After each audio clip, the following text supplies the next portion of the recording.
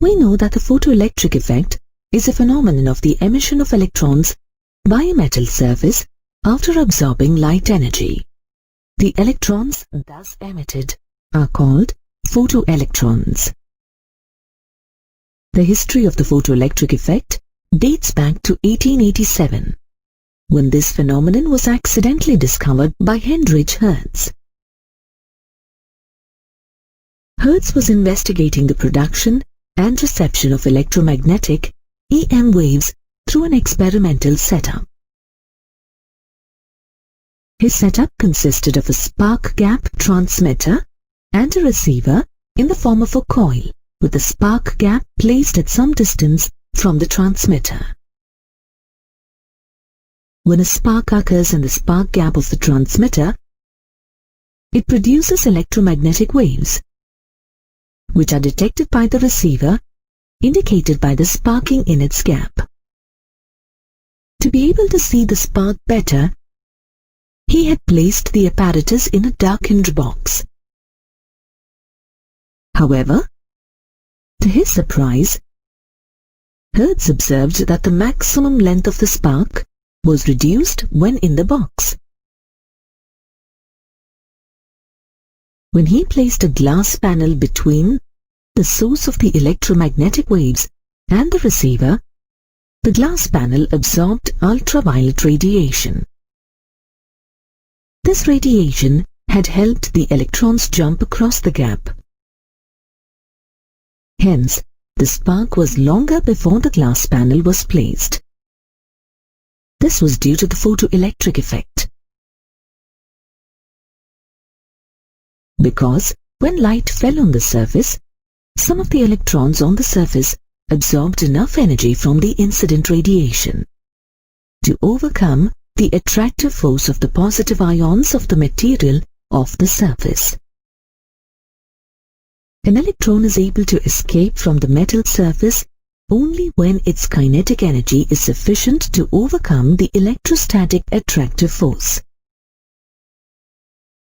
When the light was removed, the length of the spark decreased as there were no electrons being emitted by the surface. Moreover, he observed that there was no decrease in the length of the spark when he substituted glass with quartz, as quartz does not absorb UV radiation. This was one of the initial recorded observations of the photoelectric effect. During the period 1886 and 1902, two physicists, Wilhelm Hollwachs and Philip Lenard, carried out a thorough investigation of the photoelectric effect phenomenon. Lenard conducted an experiment in which he placed two electrodes, an emitter or cathode, and a collector plate inside an evacuated glass tube. He connected the collector plate to the cathode by a wire through a sensitive ammeter to measure any current in the circuit. He then allowed ultraviolet radiation to fall on the cathode or emitter plate.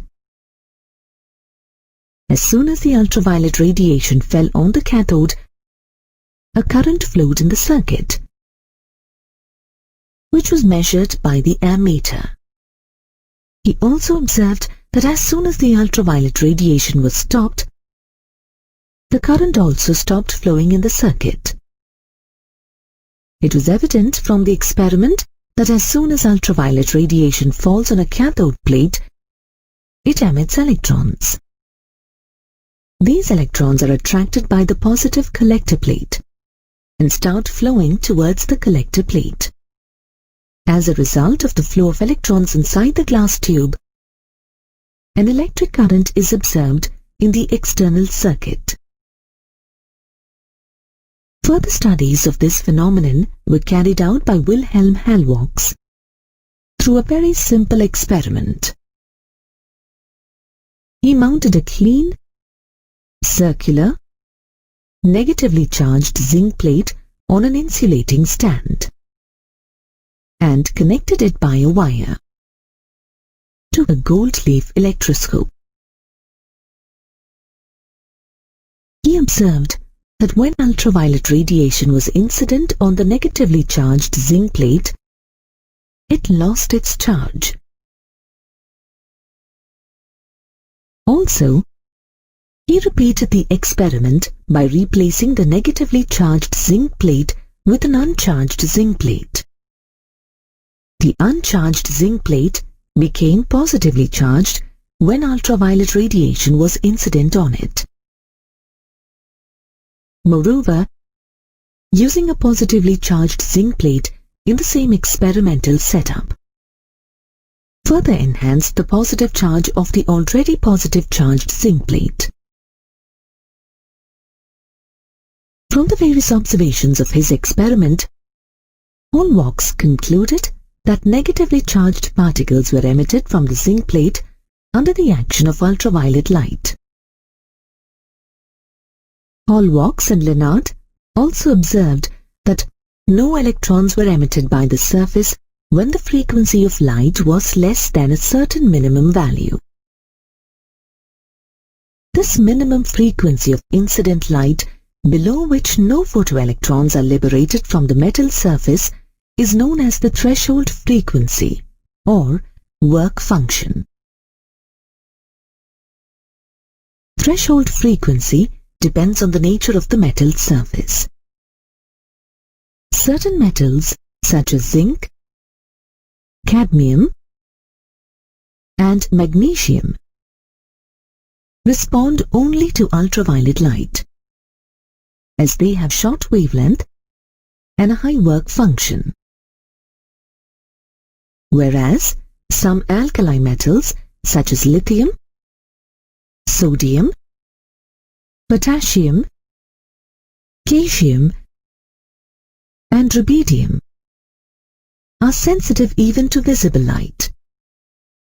Such metals which emit photoelectrons in visible light and have a very low work function are known as photosensitive substances. A solar panel can be used to produce electricity, and its working is based on the photoelectric effect. Let's learn about this through an experiment. Using the apparatus shown, let us study the experiment that explains the photoelectric effect. The apparatus consists of an evacuated glass or quartz tube T with a transparent quartz window W that permits radiation to pass through it. S is a source of monochromatic radiation. The evacuated tube consists of a photosensitive metal plate C, called the emitter plate or the cathode plate. This is similar to the functioning of the solar cells in a solar panel. The emitter plate C can be made of photosensitive metals like magnesium, zinc, and cadmium. These metals produce the photoelectric effect with ultraviolet radiation. However, if the source of light used is visible light, then the photoelectric effect is observed with metals like lithium, sodium, potassium, cesium, and rubidium. Another metal plate A, called the collector plate or the anode plate, is also sealed inside the evacuated tube. A battery B is connected to the emitter and collector plate to provide the potential difference through a commutator K, which is used to reverse the polarity of the cathode and the anode. The apparatus also consists of a rheostat RH, which can be used to adjust the potential difference applied between cathode and anode, and a microammeter A, which measures the photoelectric current in the external circuit. The emitter plate is now maintained at negative polarity and the collector at positive polarity using the commutator, so that the electrons emitted by the cathode can be collected by the collector or anode A. Monochromatic radiation from source S passes through the quartz window W and is incident on the photosensitive emitter plate C. The photosensitive emitter plate C starts emitting electrons. The potential difference between the cathode and the anode accelerates the electrons towards the collector plate, and hence this potential difference is now referred to as accelerating potential. The emitted electrons reach the collector, and when they flow in the external circuit, the resultant current, called the photoelectric current, is measured by the microammeter A. Using this experimental arrangement, let us now study the variation of photoelectric current when we vary the intensity of radiation, frequency of radiation, the applied potential difference between the plates, and the material of the emitter. Intensity of radiation is defined as the amount of energy incident on a unit area in a unit time. As you increase the intensity of light incident on the metal plate, you will notice that the resulting photoelectric current increases proportionally. This is because, as the intensity of light increases, the number of photons incident per second on the metal plate increases. This results in the number of emitted electrons increasing and hence increases the photoelectric current. Let us now study the effect of the applied potential difference on the photoelectric current. As you gradually increase the accelerating potential across the emitter and collector plates, you will notice that the current in the microammeter increases. We know that this happens due to an increase in the number of electrons that reach the collector plate per second. As the accelerating potential across the emitter and collector plates increases further, you will notice that the current in the microammeter reaches its maximum and remains constant. This maximum value of the current is called saturation current.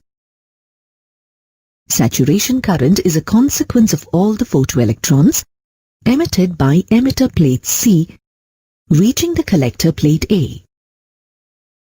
Now the polarity of the cathode and the anode are reversed. This potential builds a positive charge on the emitter plate that attracts the emitted electrons. The negative charge on the collector plate repels the emitted electrons.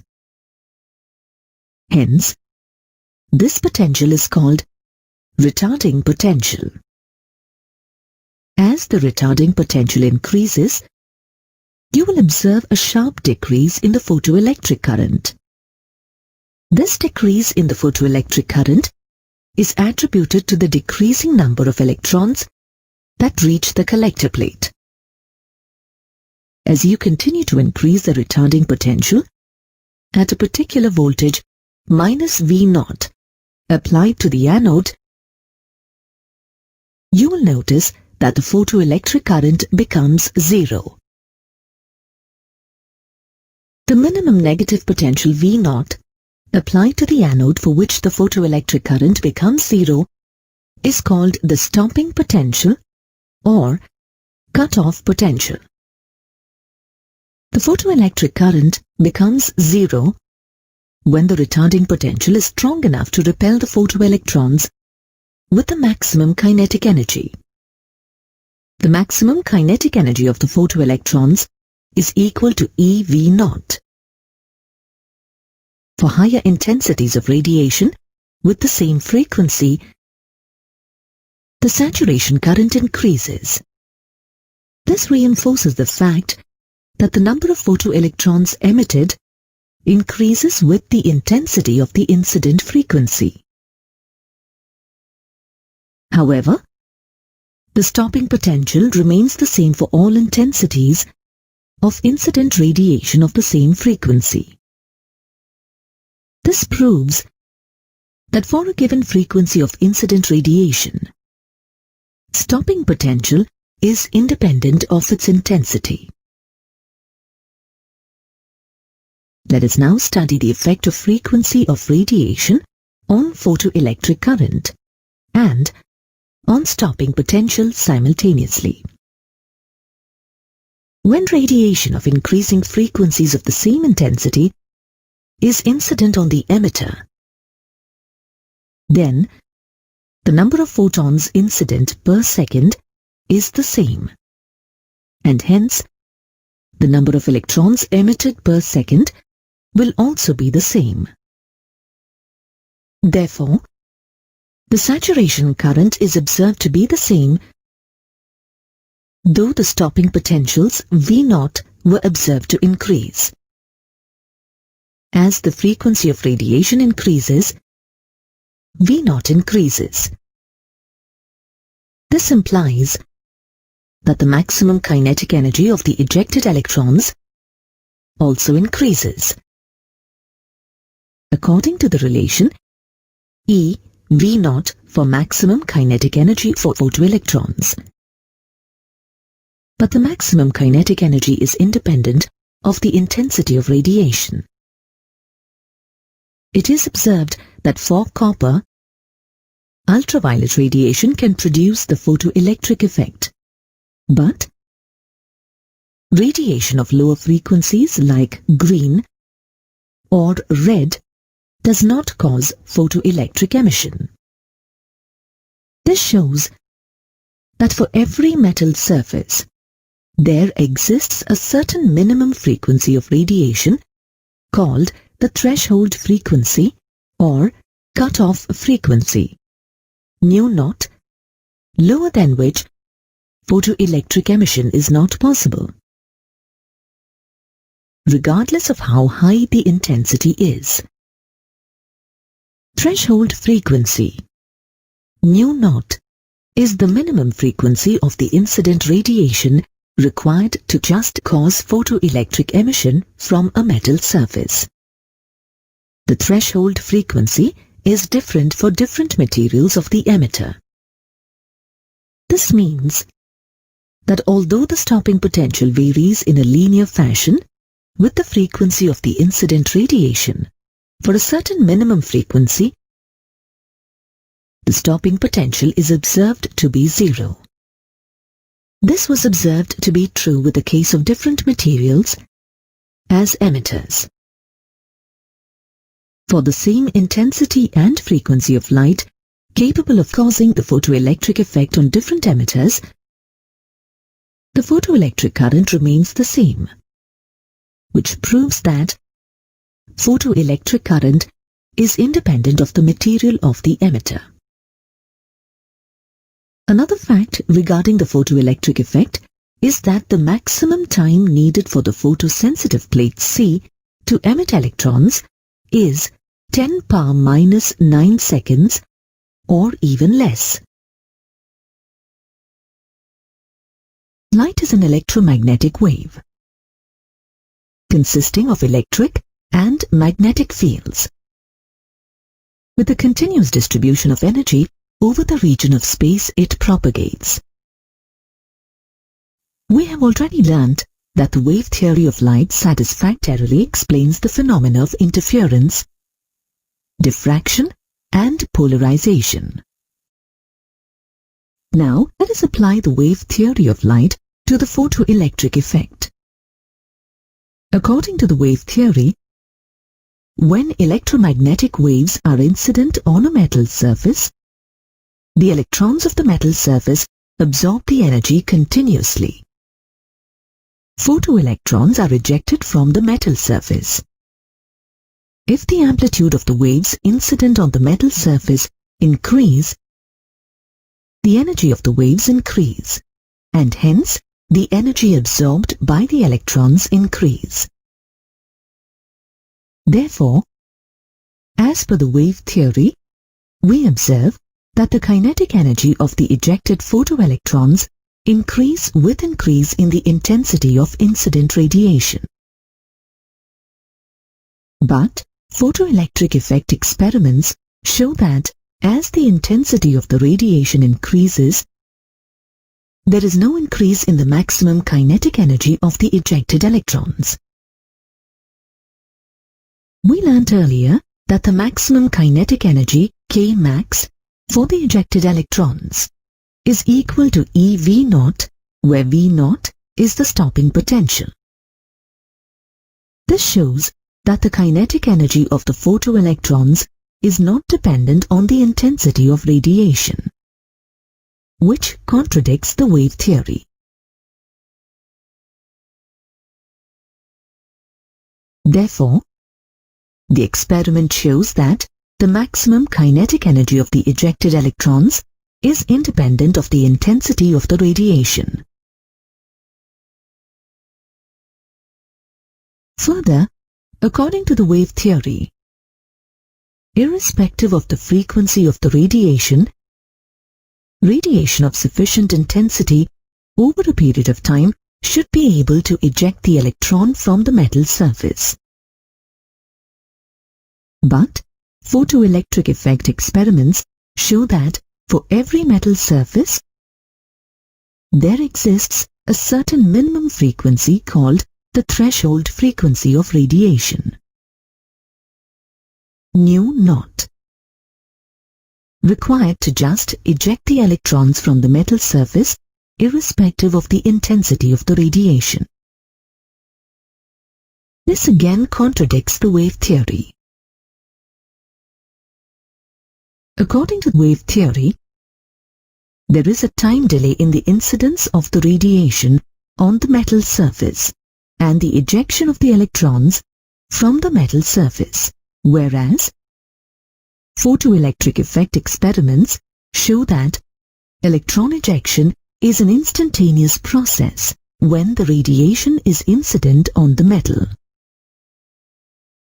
This contradicts the wave theory.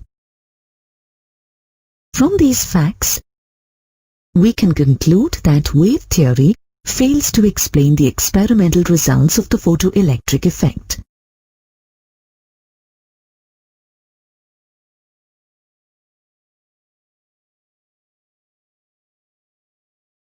In 1905, Albert Einstein proposed a radically new theory of electromagnetic radiation to explain the photoelectric effect.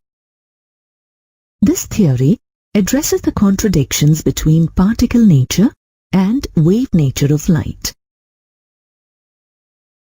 According to this theory, electromagnetic radiation energy is built up of discrete units called quanta of energy of radiation. This is also called the photon.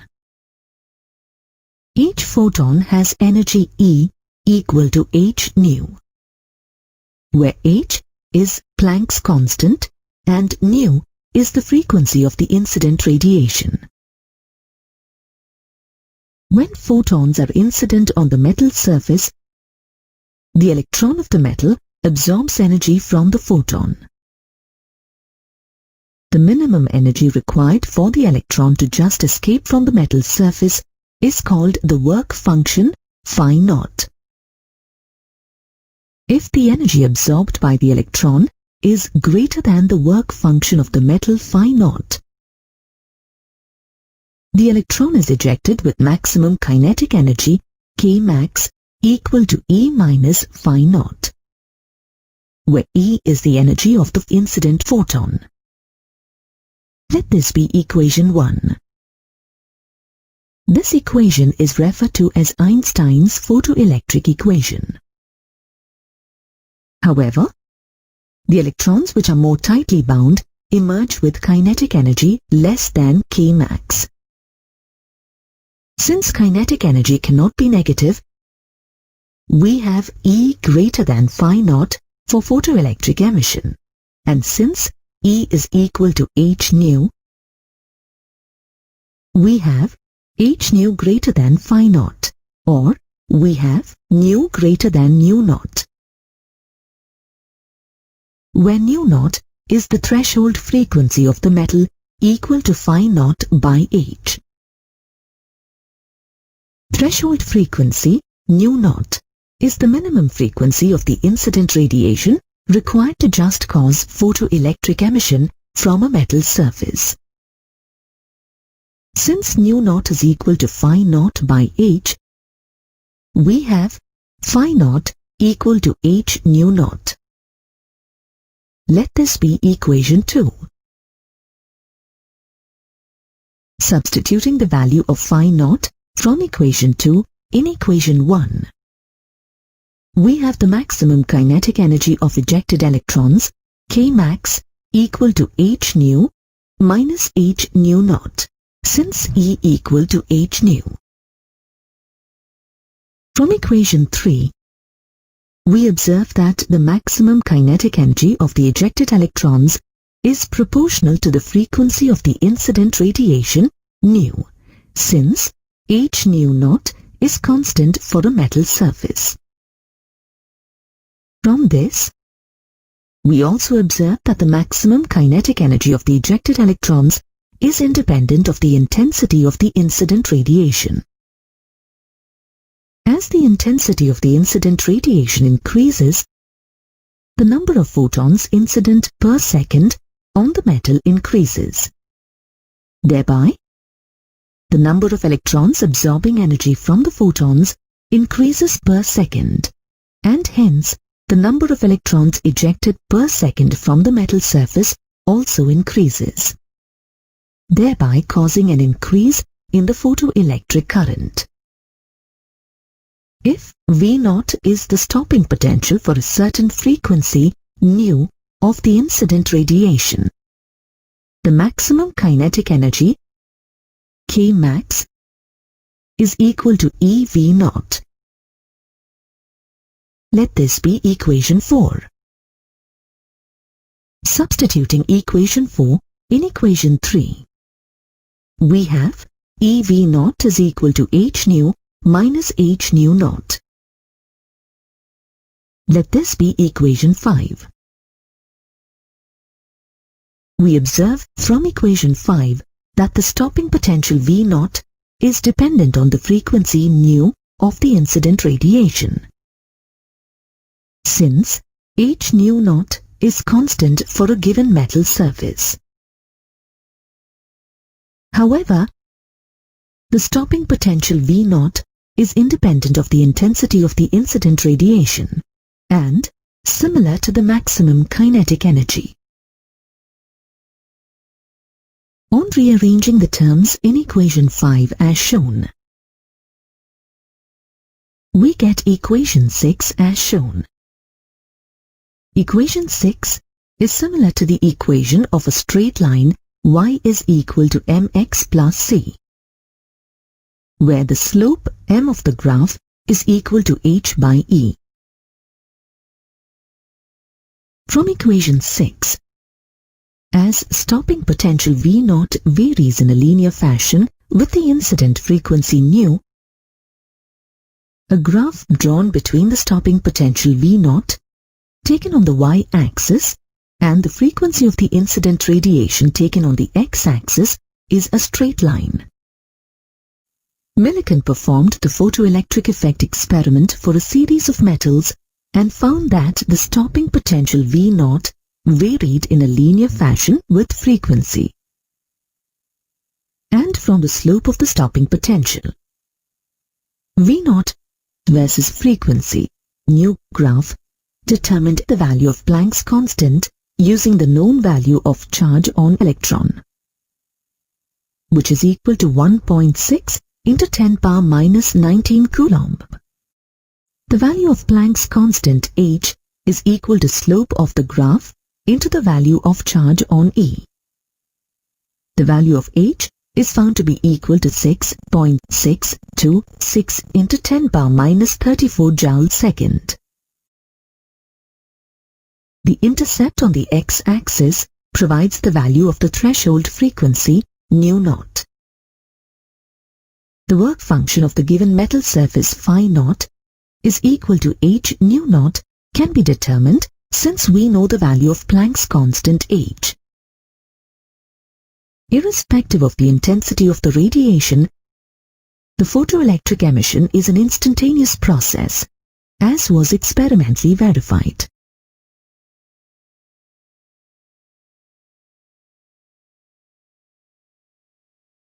As you know, the phenomenon of photoelectric effect explains that light consists of packets of energy known as quanta, and this characteristic of light exhibits during its interaction with matter. Each such packet has energy E equal to h nu, where h is the Planck's constant and nu is the frequency of light that is being used. Einstein concluded that each packet of energy can also be associated with the definite momentum P equal to h nu by c, where h is the Planck's constant, nu is the frequency of the light used, and c is the velocity of light. Each quanta has definite energy as well as momentum, and hence each packet of energy can be treated as a particle, which is called photon. Now we can say that light possesses a particle nature as well. In 1924, A. H. Compton proved the particle nature of light with his experiment on scattering of X-rays from electrons. The phenomena of scattering of X-rays from electrons is called the Compton effect. Let's now summarize the properties of photons. In the interaction of radiation with matter, like in the case of photoelectric effect, it seems as though radiation is made up of particles called photons. Each photon has energy E equal to h nu. Since nu is equal to c by lambda, we have E equal to hc by lambda, where lambda is the wavelength of light used. And momentum P is equal to h nu divided by c. All photons travel with the same speed of 3 × 10⁸ meter per second through vacuum, irrespective of their frequencies. All photons of light of a particular frequency, nu, or wavelength lambda, have the same energy and momentum, irrespective of the intensity of radiation. An increase in intensity of radiation of a given wavelength implies an increase in the number of photons crossing per unit area per second, as long as the frequency of radiation is constant. Hence, all the photons of a given frequency still have the same energy and momentum, irrespective of the intensity. The rest mass of a photon is zero. Photons pass undeviatedly through an electric field, which can be created by the charged plates of a capacitor. Hence, we can say that photons are not affected by electric field, which means they are electrically neutral. The photons also travel undeviatedly in the region between the two magnets, and so they are not affected by magnetic fields as well.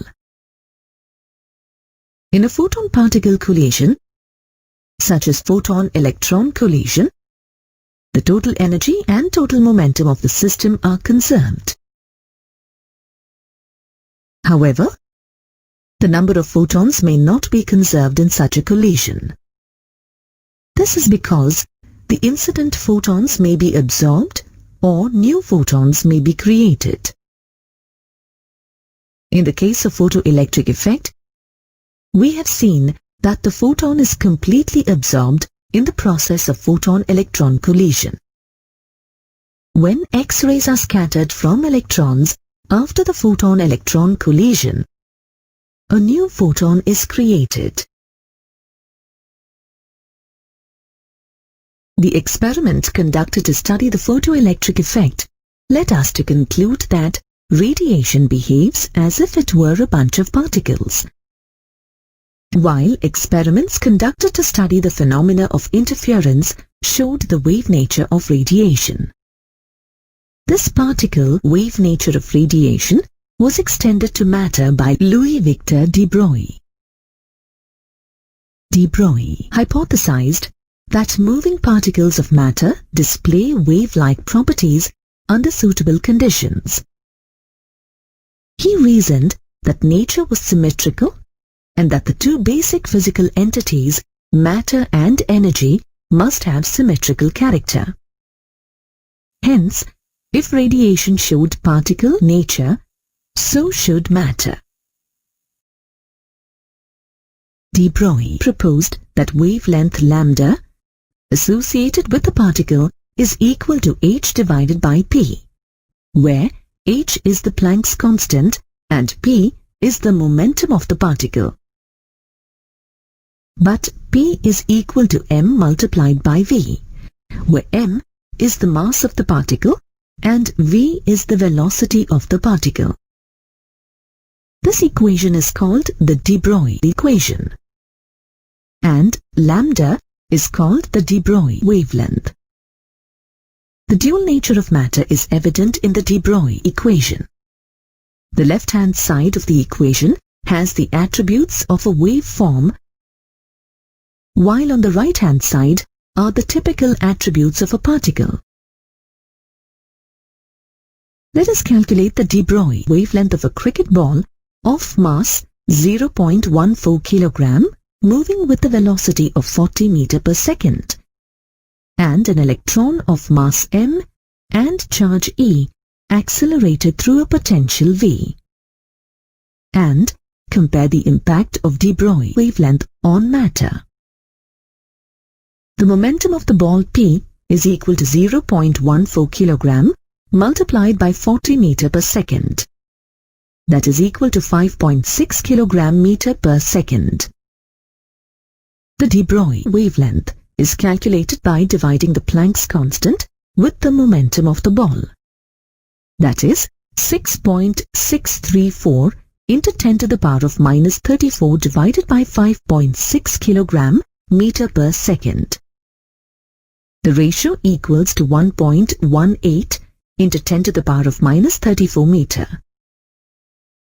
The kinetic energy of an electron is equal to the work done on it by the electric field K is equal to EV. Let this be equation 1. The kinetic energy of the electron is also equal to P squared divided by 2m, where P is its momentum and m is its mass. This equation can be rewritten as P equals to square root of 2mk. Substituting the value of k from equation 1, we get P is equal to square root of 2mev. The de Broglie wavelength is now calculated by substituting the value of h and p, that is, h divided by square root of 2mev. Substituting the numerical values of Planck's constant h, which is 6.634 into 10 power minus 34 joule second, mass of the electron m, which is 9.1 into 10 power minus 31 kilogram, and charge on an electron E, which is 1.602 into 10 power minus 19. And simplifying, we arrive at the equation lambda equals to 1.227 divided by square root of V nanometers. At a potential difference of 120 volt, lambda is equal to 0.112 nanometer. For the ball, the de Broglie wavelength is beyond any measurement possible and hence can be considered as negligible. Whereas the de Broglie wavelength for the electron is of the order of the spacing between the atomic planes in crystals. This is the reason why macroscopic objects in our daily life do not show wave-like properties, whereas the de Broglie wavelength is significant and measurable in the subatomic domain. According to de Broglie's dual nature theory, every moving particle, be it an electron, proton, etc., is associated with a wave nature. Such waves are known as matter waves. So, for a particle moving in a one-dimensional space, say along the x-axis, the wave function can be represented by the sinusoidal function as shown. If the position of the particle is well defined, that is, its position can be known exactly, then its wave function is a sharply peaked function where the amplitude A is represented on the y-axis. It is important to note that the wave function has zero amplitude everywhere else, except at the location of the particle. It is also important to remember that each wave function represents a component of different momentums for the particle in the one-dimensional space considered. That is, along the x-axis. Now, if we consider a number of such wave functions, each with a different de Broglie wavelength, superposing each other, it results in a wave function as shown. It is clear that the superposed wave function does not have a well-defined peak. Rather, it represents the approximate position of the particle. Therefore, we can say that there is some uncertainty, say delta x, in the location of the particle. Thus, for a finite uncertainty in the position delta x, we see that the wave function is built up of several wavelengths spread around the central wavelength. If we now look at the superimposition of increased number of wave functions representing various components of different momentums of the particle, then the superposed wave function has a peak sharper than before. This means that the uncertainty in the position of the particle delta x has decreased compared to the previous case. Thus, as we go on increasing the number of superimposing wave functions which represent the components of different momentums of the particle, we see the single wave function obtained by their superimposition resulting in a narrow peak. Thus, the uncertainty in the position of the particle reduces. When infinite wave functions representing different components of momentums of the particle are superimposed, we get a single wave function which has very sharp peak. Thus, the uncertainty in the position of the particle is reduced to zero, and thus we can locate the position of particle with maximum possible accuracy. When the uncertainty in the position of the particle is zero, we say that we have localized the particle. But for this, we used infinite number of wave functions representing the components of different momentums of the particle. In this process, we lost all information regarding the momentum of the particle. Thus, the uncertainty delta p in the determination of the exact momentum of the particle is now infinity. From this discussion, it is clear that the exact position and momentum of a particle cannot be determined simultaneously.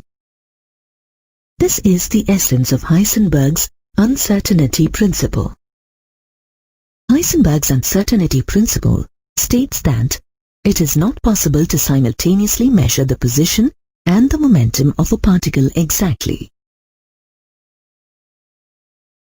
If delta x and delta p represent the uncertainty in the position and momentum of a particle, then, according to the uncertainty principle, delta x, delta p is greater than or equal to h cross by 2. Since h cross is equal to h by 2 pi, we have delta x, delta p greater than or equal to h by 4 pi, where h is the Planck's constant. Let this be equation 1. Rearranging the terms in equation 1, we see that greater the value of delta x, smaller will be the value of delta p, and vice versa. If delta p is equal to 0, that is, when the uncertainty in the momentum of the particle is 0, then the uncertainty in the position of the particle becomes infinity. That is, it is impossible to exactly determine the position of the particle. This implies that we do not have any idea about the position of the particle. Similarly, if delta x is equal to 0, then delta p becomes infinity. That is, if the uncertainty in position of the particle is eliminated, we cannot determine its exact momentum.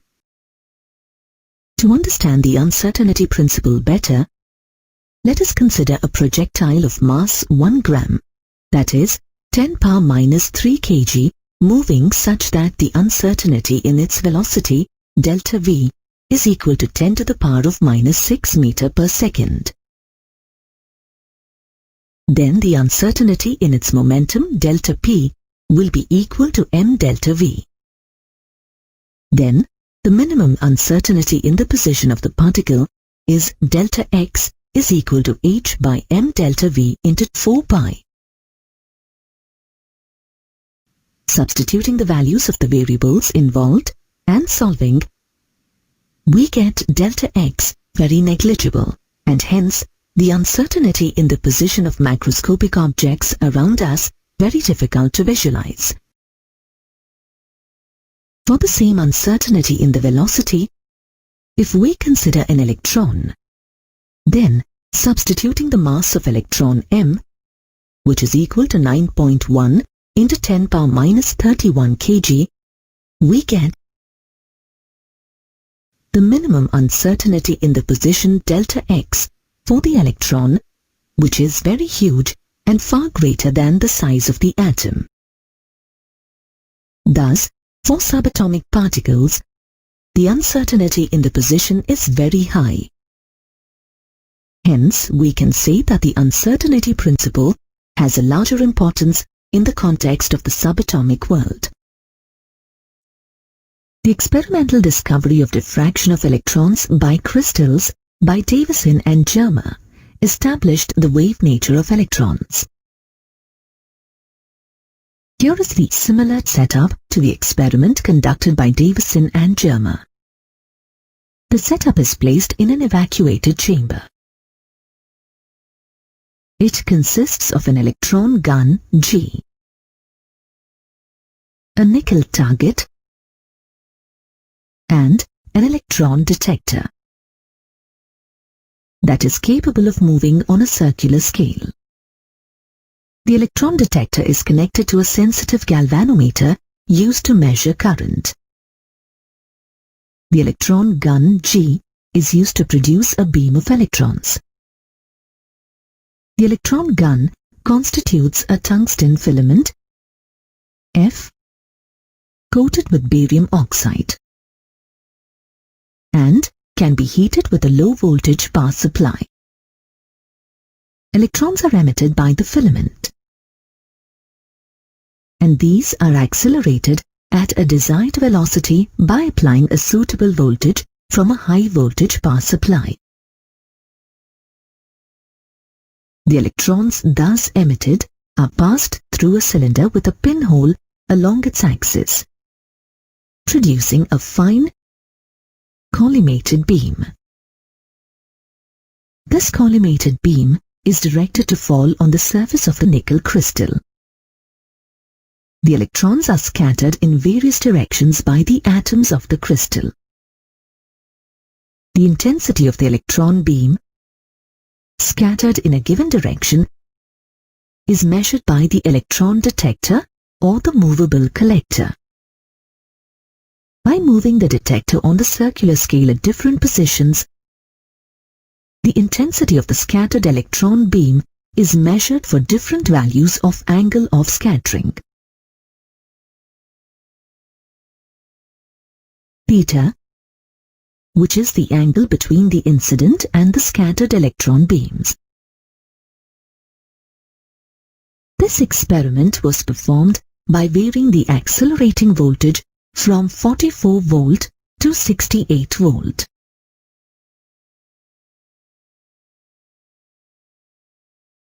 It was noticed that a strong peak appeared in the intensity I of the scattered electrons at an accelerating voltage of 54 volt and at a scattering angle theta equal to 50 degrees. The appearance of the peak in a particular direction is due to the constructive interference of electrons scattered from different layers of the regularly spaced atoms of the crystal. From electron diffraction measurements, the wavelength of matter waves was found to be 0.165 nanometers. We know that the de Broglie wavelength of an electron is denoted by lambda is equal to h by p, where h is Planck's constant and p is the momentum of the electron. If the electron is accelerated from rest through a potential difference of v volt, then, substituting the values of mass of the electron, charge on the electron and Planck's constant, the expression for wavelength is obtained as 1.227 by square root of v nanometer. In this experiment for diffraction of electrons, the peak value of intensity was observed at 54 volt.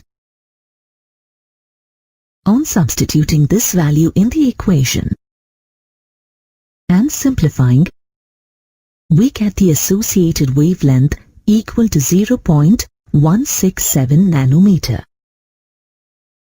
This theoretical value is in agreement with the experimentally obtained value of de Broglie's wavelength for electrons.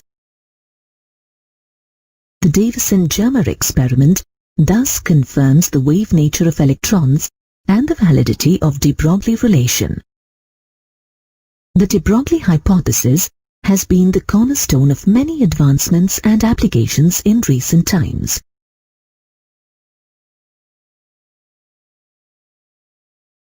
In 1989, the wave nature of a beam of electrons was experimentally demonstrated in a double-slit experiment, similar to that used for the wave nature of light.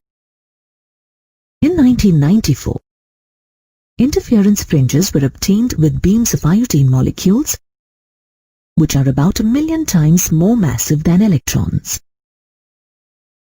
The de Broglie hypothesis has been basic to the development of quantum mechanics. The de Broglie hypothesis also led to the field of electron optics. The wave properties of electrons have been utilized in the design of the electron microscope that provides higher resolution compared to normal microscopes.